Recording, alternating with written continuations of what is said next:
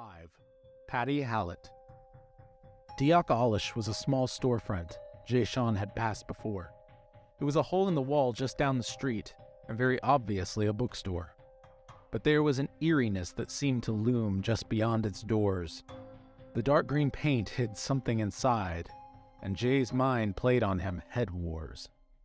But he pressed on and went inside, and it smelled very musty. The books on the shelves were mostly very old, dingy, faded, and dusty. Then he navigated the labyrinth of bookshelves to the front counter in the back, which sat next to a cage for ancient books and other valuables to be kept.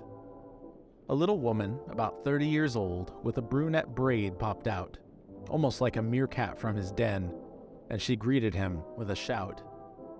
"Welcome to Deoch Eolais. Can I help you today, kind sir? Looking for anything in particular, or are you not yet sure?" She pushed her glasses up on her nose and smiled at him professionally. "Yeah, I want to know what you think about our resident albino chick. I saw your blog on your website, and there you kind of lay it on thick. Something about some crazy event thousands of years ago."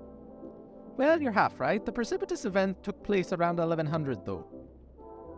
She went about her business, putting more books on shelves. Jayshawn followed as she explained. "This world has been through hell. What with the otherworld connections slowly spiraling out of control." "See, you lost me there again, sister. You are on quite a roll."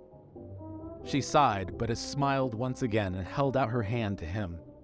"Pleased to meet you, sir. My name is Patty Hallett, and I'm telling you, this isn't a whim." "I never said I thought it was. There's something weird about that girl." "So you met her before? What was she like? I hear she's pale as a pearl."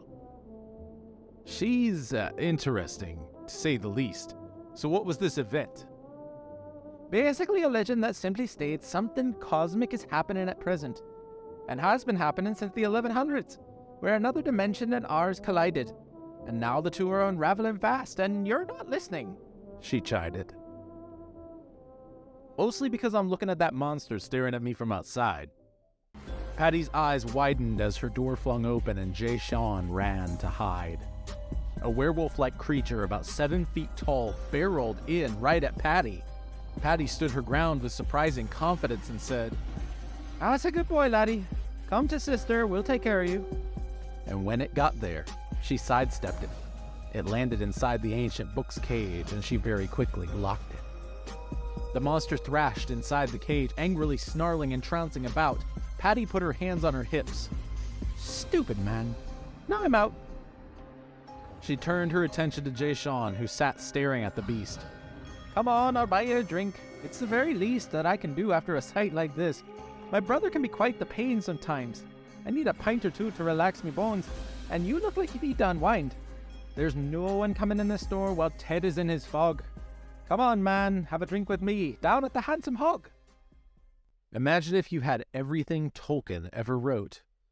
Well, you can't have his, but you can have mine. The Ling Lyricanium is $10 a month, and you can find it at joshuadavidling.com/LL. That's joshuadavidling.com/LL.